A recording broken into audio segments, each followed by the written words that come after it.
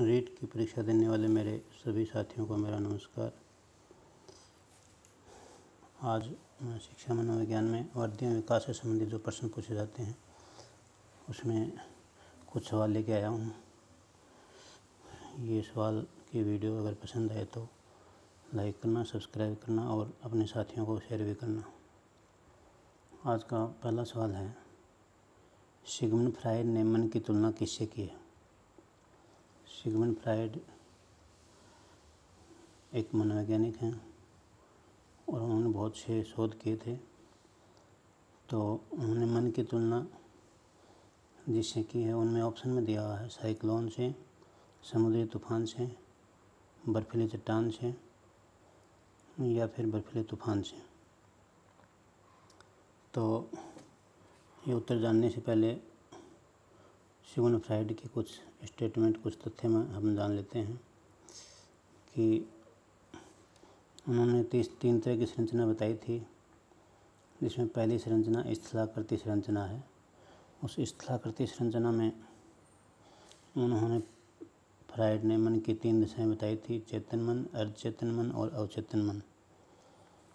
इसमें उन्होंने बताया था कि मन की तुलना यानी मन बर्फीली चट्टान जैसा होता है, यानी मन की तुलना बर्फीली चट्टान से की थी। तो हमारा यहाँ पर उत्तर स्पष्ट रूप से बर्फीली चट्टान होना चाहिए। तो यहाँ पर ऑप्शन स है वो बिल्कुल सही है। तो सिगमंड फ्राइड ने अपने बालक के मन की तुलना बर्फीली चट्टान से की थी। अब दूसरा प्रश्न है कि एक बालक दूसरे बालक को धक्का दे देता है, दूसरा बालक पहले बालक को प्रतिक्रिया स्वरूप चांटा मार देता है। यहाँ फ्राइड के अनुसार स्थलाकृति जो संरचना है उसके अंतर्गत बालक किस मनोस्थिति को दर्शाता है? चेतन मन, अर्धचेतन मन, अवचेतन मन या इनमें से कोई नहीं? तो द का ऑप्शन तो इसमें से वैसे ही नहीं आ सकता, इनमें से कोई नहीं, क्योंकि कोई ना कोई मनोस्थिति तो उसकी है, तभी तो उसने प्रतिक्रिया के स्वरूप चांटा मार दिया है। अब यहाँ प्रश्न ये है कि एक बालक दूसरे बालक को धक्का जब देता है तो दूसरा बालक उसी प्रतिक्रिया के स्वरूप, क्योंकि उसने धक्का दिया इसीलिए बालक ने पहले बालक को चांटा मार दिया। तो फ्राइड ने जो स्थलाकृति संरचना बताई थी उसके तहत ये कौन सी मनोस्थिति के तहत उसने व्यवहार किया है? तो ये हम पहले फ्राइड की स्थलाकृति संरचना के बारे में थोड़ा सा जान लेते हैं।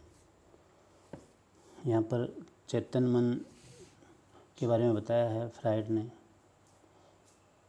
तो यह मस्तिष्क से जागृत अवस्था है। अब ये कॉन्शियस माइंड क्या होता है कि हमारे माइंड की वो अवस्था है जिसमें बालक जागृत अवस्था में है, सचेत है। इसका संबंध वर्तमान तथा वास्तविकता से होता है, यानी जो वर्तमान में जो क्रियाएं हो रही हैं उन्हीं से संबंधित चेतन मन अपना संबंध रखता है। यह तात्कालिक अनुभूतियों को प्रस्तुत करता है, यानी जो अनुभूतियाँ उस समय के अनुसार जो घटती हैं उन्हीं को प्रस्तुत करता है। तो मेरे हिसाब से मस्तिष्क की जो जागृत अवस्था है वो चेतन मन में है। तो हमारी जो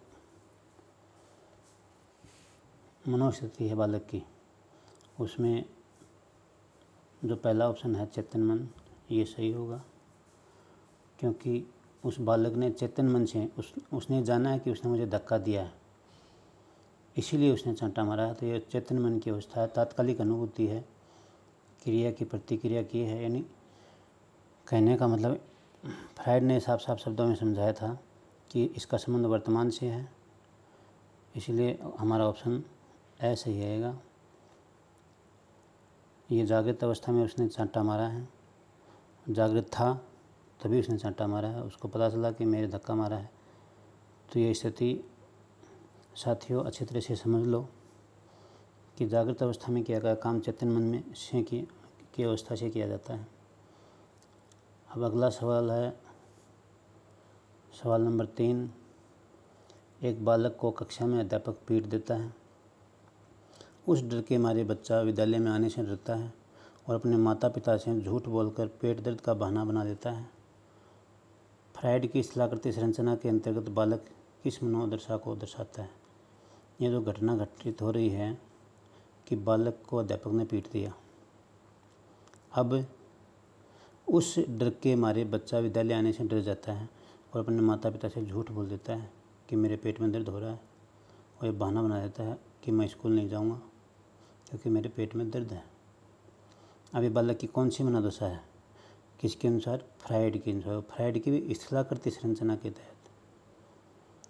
तो स्थलाकृति संरचना में 3 स्थितियाँ बताई हैं, 3 अवस्थाएं बताई हैं, चेतन मन, अर्धचेतन मन और अचेतन मन। यानी अवचेतन के अंदर क्या घटना घटित होती हैं, कौन से लक्षण होते हैं, अर्धचेतन में कौन से लक्षण होते हैं और चेतन मन में कौन से लक्षण होते हैं। तो हम पहले इस स्थलाकृति संरचना का थोड़ा सा अध्ययन कर लेते हैं, फिर वापस इस प्रश्न पर आएंगे। फ्रायड के अनुसार अचेतन मन किस अवस्था में कौन सी घटना होती हैं? सबसे पहली कटु अनुभूतियाँ हैं। कटु अनुभूतियों का मतलब बहुत ही दुखद बातें हैं। कटु का मतलब कड़वी, अनुभूति मतलब जो घटनाएं हमारे साथ घट जाती हैं, जो अनुभव हमें हासिल हुए हैं, और जो एक तो अच्छे अनुभव होते हैं और एक बहुत बुरे अनुभव होते हैं। तो बुरे अनुभवों को हम कटु अनुभूतियाँ बोलते हैं। दूसरा है दुखद बातें, यानी जो बातों से हमारे मन को तकलीफ़ होती है, दर्द होता है हमारे मन को, वो दुखद बातें हैं। और एक है दमित इच्छाओं का भंडार। दमित इच्छाएं वो होती हैं जिन इच्छाओं को हम दबाना चाहते हैं, उनका शमन करना चाहते हैं, उन्हें ख़त्म करना चाहते हैं। पूर्व अनुभवों का भंडार, यानी कहने का मतलब पहले जो ज़िंदगी में हमने जो अनुभव लिए हैं उनका भंडार हमारा अचेतन मन में होता है। कटु अनुभूतियाँ वो हमारी अचेतन मन में होती हैं। दुखद बातें भी अचेतन मन में होती हैं और दमित इच्छाएँ हैं वो भी हमारे अचेतन मन में भंडार रहती हैं, यानी संग्रहित रहती हैं, इकट्ठी रहती हैं। कुछ अनुभूतियाँ और भी हैं जिसमें असामाजिक अनुभूतियाँ हैं, अनैतिक, यानी जो नैतिकता में नहीं आती वो बातें, झूठ, चोरी, मक्कारी, ये ऐसे अनुभव हैं जो अनैतिकता में आते हैं। कामुक इच्छाओं का भंडार, यानी कहने का मतलब कुछ ऐसी इच्छाएं जो कामुकता को दर्शाती हैं, वो ऐसी इच्छाएं अचेतन मन में भंडार रहती हैं, यानी संग्रहित रहती हैं। और ये स्थितियाँ यह व्यक्ति के नियंत्रण से बाहर होता है। ये जो अचेतन मन है ये व्यक्ति के नियंत्रण से बाहर होता है। यह चेतन मन के ठीक विपरीत होता है।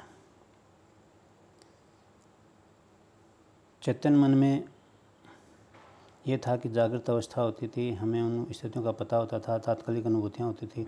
लेकिन बिल्कुल इसके ठीक पहले, यानी पास्ट टेंस की बातें इसमें ज़्यादातर होती हैं अचेतन मन में, कि जो ऐसी कड़वी अनुभूतियाँ जो दुखद हों, अनैतिक हों, असामाजिक हों, दमित इच्छाएँ हों, कटु हो, ये सारी की सारी हमारे अचेतन मन में रहती हैं और ये व्यक्ति के मन के नियंत्रण से बाहर होती हैं। इसीलिए इनको चेतन मन के ठीक विपरीत माना है और सिगमंड फ्रायड ने इसे ही सबसे महत्वपूर्ण माना है। एक प्रश्न ये भी बनता है, सिगमंड फ्रायड ने स्थलाकृति संरचना के तहत किस मन को सबसे महत्वपूर्ण माना है? तो हम अचेतन मन को मानेंगे सिगमंड फ्रायड के अनुसार। तो अब हम वापस चलते हैं प्रश्न के ऊपर कि बालक को कक्षा में पीट दिया, कटु अनुभव हुआ, उस डर के मारे बच्चा स्कूल आने से डरता है, कटु अनुभव है, दुखद बात है बच्चे के लिए, और वो अपने माता पिता से झूठ भी बोलता है, यानी ये अनैतिक बात भी होगी। तो ये सारी की सारी बातें अचेतन मन से होती हैं, इसीलिए हमारा इसमें उत्तर अचेतन मन आएगा। ऑप्शन मैंने इसलिए नहीं दिया कि मैं पहले इस स्थिति को आपको समझाना चाह रहा था ताकि आपके मन में ये उत्तर बिल्कुल सटीक आ जाए कि भी हमारा इस प्रश्न का उत्तर है वो अचेतन मन आएगा। अब एक प्रश्न और है वो देख लेते हैं। सवाल नंबर 4, एक बालक अपने घर से गणित में 8 का पहाड़ा याद करके लेके आता है। लेकिन कक्षा में अध्यापक सामने आते ही भूल जाता है, अटक जाता है, हकला जाता है। काफ़ी प्रयास के बाद उसे बड़ी मुश्किल से याद आ पाता है कि स्थलाकृति संरचना के अंतर्गत फ्रायड के अनुसार बालक किस मन स्थिति में है। अब यहाँ प्रश्न ये है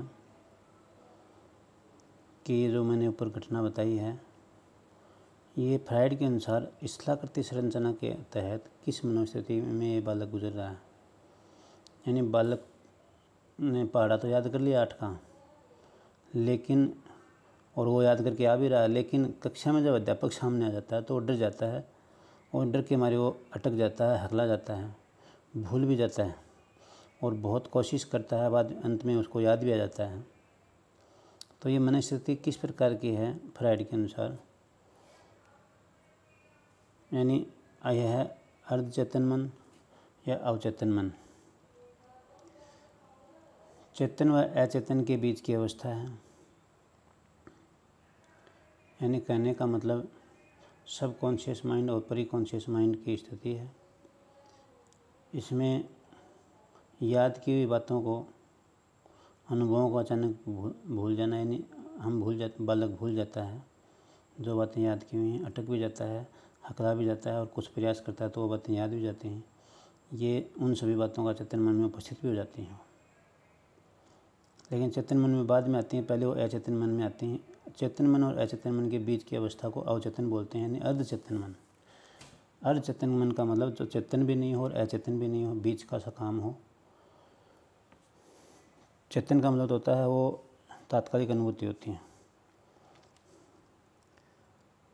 तो मेरे हिसाब से आप समझ गए होंगे कि जो बातें याद कर लेते हैं और उन अनुभवों को हम भूल भी जाते हैं, कई बार हम किसी का नाम भी भूल जाते हैं, अटक जाते हैं, फिर कुछ प्रयास के बाद में वो याद आ जाते हैं, तो वो स्थिति होती है अर्धचेतन मन की, अवचेतन मन की। तो मेरे हिसाब से इसमें उत्तर हमारा अवचेतन मन आएगा, क्योंकि सारी की सारी परिस्थितियाँ अवचेतन की हैं। बच्चे ने पढ़ा, याद किया, फिर अध्यापक सामने आया तो भूल गया, कभी अटक जाता है, हकला भी जाता है, लेकिन आखिर में वो सही से बोलने का प्रयास कर भी लेता है। तो ये अर्धचेतन मन बोलो या अवचेतन मन की स्थिति है। अब साथियों, आज मैंने 4 प्रश्न बताए हैं। इसमें फ्रायड के अनुसार जो स्थलाकृति संरचना है उसकी जो 3 मनोदशाएँ हैं उनके बारे में मैंने प्रश्न भी बताए हैं, और जो प्रश्न हैं उनसे संबंधित मैंने आपको फ्रायड के शोध किए हुए तथ्य भी बताए हैं। तो मेरे हिसाब से आपके कुछ अवधारणा स्पष्ट हुई होगी। इसी तरह से मैं कुछ प्रश्न लेके आऊँगा आपके लिए और आपकी अवधारणाओं को स्पष्ट करने की कोशिश करूँगा जहाँ तक हो सकेगा। वीडियो को लाइक और सब्सक्राइब करना मत भूलना। अपने साथियों को भी शेयर करना, रीट की परीक्षा देने वाले हैं, ताकि किसी के अपनी एक बात सुन में आए। ये मैं आपको बता दूं कि जो पेपर आएगा वो अपने इन वीडियो के इर्द गिर्द ही आएगा, क्योंकि मैं ऐसे बिंदु लेके आ रहा हूँ जो आपको टफ लगें, क्योंकि इजी बातें तो आपको याद हो जाती हैं, आसानी से आप उसकी अवधारणा को स्पष्ट भी कर लेते हैं। कुछ ऐसे टॉपिक हैं जो हमारे पाठ्यक्रम में भी हैं और उनको कोरिलेट करना बहुत ज़रूरी होता है। तो पेपर के अंदर जैसे प्रश्न आते हैं उसी तरह के प्रश्न बना के लेके आ रहा हूँ, आपको ज़रूर सहायता मिलेगी। जय हिंद दोस्तों।